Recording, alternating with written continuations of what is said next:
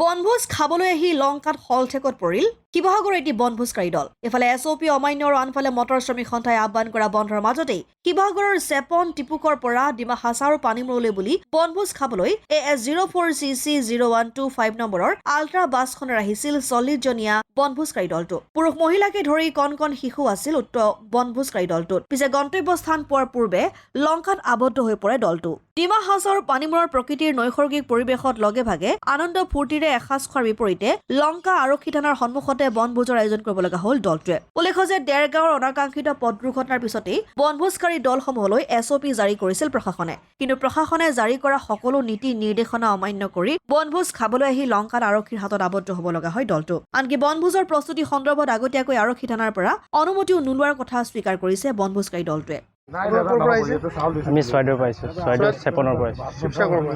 হয়।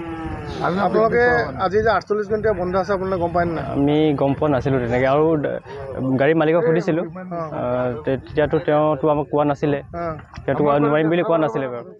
আমি আগতে পতা আছিল, তেতিয়া তেওঁতো কোৱাহেঁতেনতো আমি নাহিলোহেঁতেন, যে আমি যাব নোৱাৰোঁ বুলি। কালিকে মালিকে একো নক'লে? একো কোৱা নাই আমাক। ড্ৰাইভাৰে কোনো গম পোৱা নাই?